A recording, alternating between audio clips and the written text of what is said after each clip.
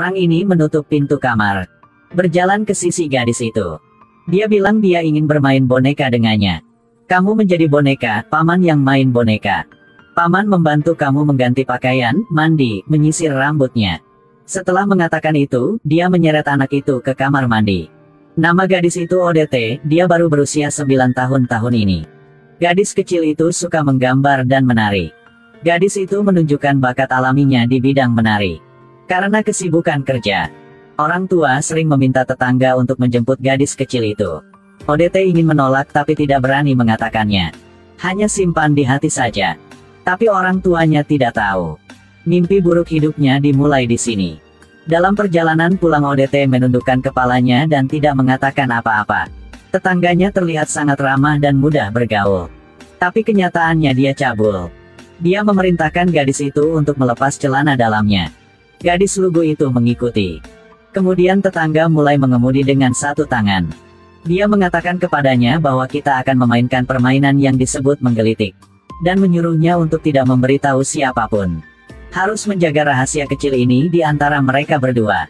Setelah pulang ODT tidak mengatakan sepatah kata pun. Sang ayah mengira tetangga itu adalah orang yang baik.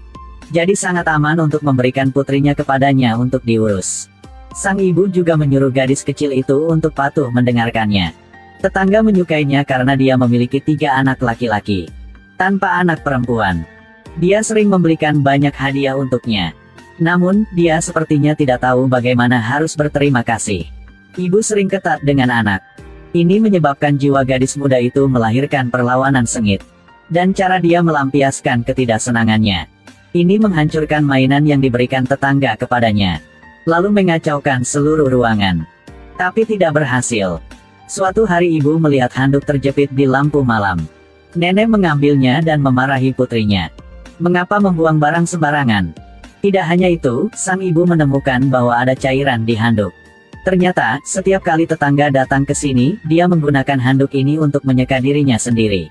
Gadis kecil itu akan menjelaskan kepada ayahnya bahwa paman tetangga yang melakukannya. Tapi sebelum dia bisa membuka mulutnya, ibunya memotongnya. Padahal ayah tidak senang dengan kelakuan ibu. Tapi tidak katakan apa-apa. Telepon berdering. Tetangga mengundang seluruh keluarga untuk pergi ke gunung untuk piknik. Ibu masuk ke kamar. Saya melihat putri belum membersihkan kamar tidur. Dia bertanya kepada apakah setuju untuk pergi ke gunung bersama tetangganya untuk bermain. Gadis itu segera menggelengkan kepalanya. Tapi sang ibu tetap memaksa putrinya. Jika tidak ingin pergi, tetap harus pergi. Gadis kecil itu bersembunyi di selimut, dia tidak mengerti apa yang lengket di handuk itu. Dan tidak ada cara untuk menolak orang tua.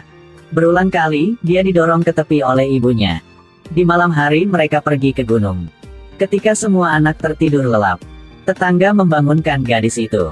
Dia memasukkan tangannya ke dalam celananya tanpa ragu-ragu. Bahkan menyuruhnya untuk tidak berteriak. Gadis kecil itu diam-diam bertahan tanpa protes. Karena dia tidak tahu apa artinya. Waktu berlalu dengan cepat. Karena dia harus belajar menari, dia akan pindah ke Paris. Dari sini, dia akhirnya bisa menyingkirkan pria tetangga.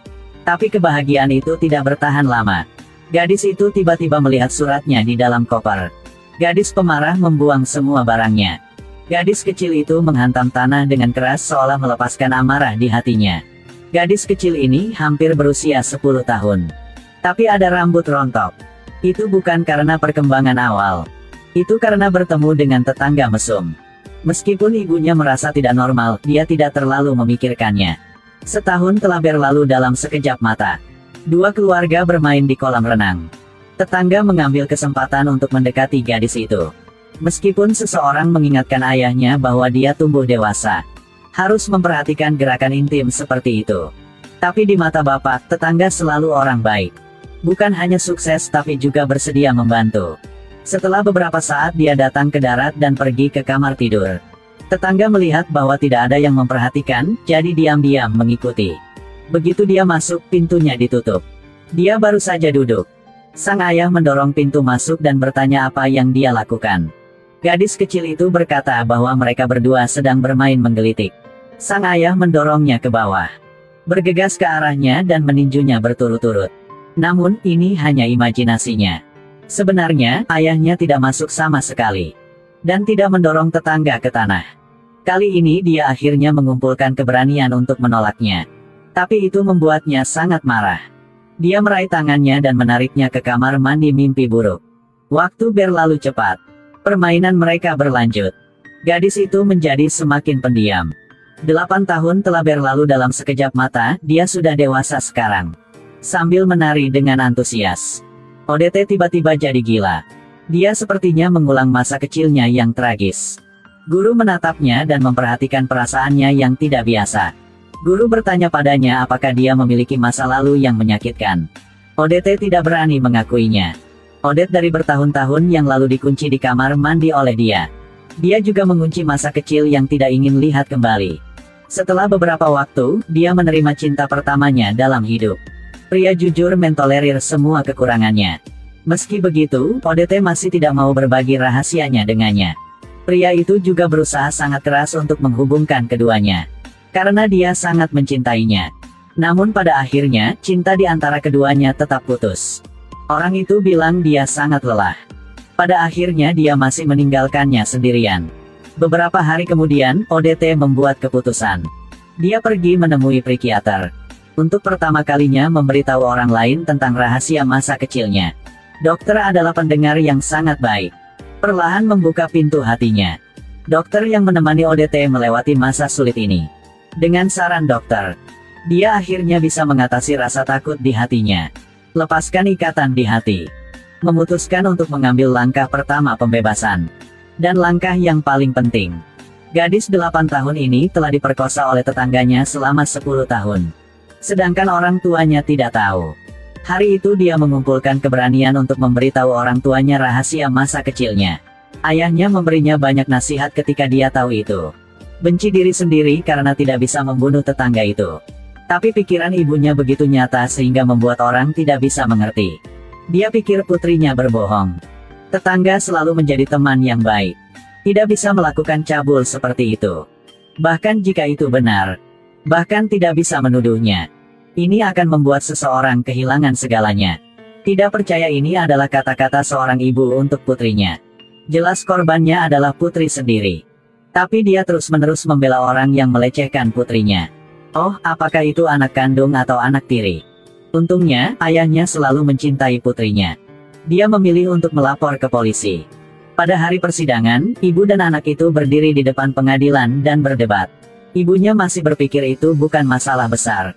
Dan merugikan keluarga tetangga. Kata-kata ibunya menyakiti ODT. 10 tahun trauma dan mimpi buruk. Di mata ibuku, itu hanya masalah yang tidak penting. Dapat melihat ibunya tidak pernah memikirkan untuk putrinya.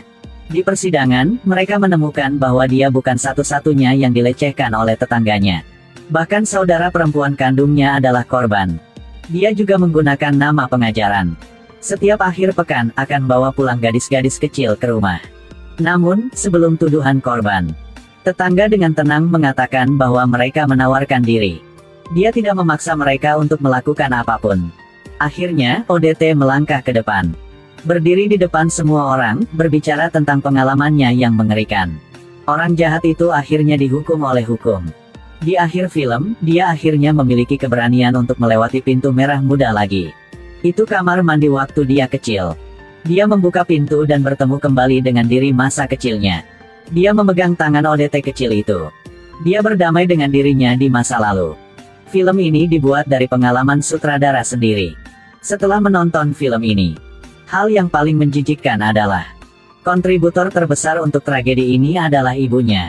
Seorang ibu yang tidak memenuhi tanggung jawabnya. Di depan putri yang terluka. Hal pertama yang Anda pikirkan adalah keuntungan diri sendiri dan keluarga pelaku. Itu cara berpikir yang sangat konyol. Menurut statistik, 1 dari setiap 5 wanita telah diserang secara seksual. Ada bahaya yang selalu mengintai di samping perempuan. Tidak peduli apa, berharap kenyataan dapat memiliki akhir yang baik seperti film. Berikan keadilan bagi korban. Dan memberikan hukuman yang pantas kepada orang fasik. Membuat anak laki-laki dan perempuan di dunia bebas dari bahaya.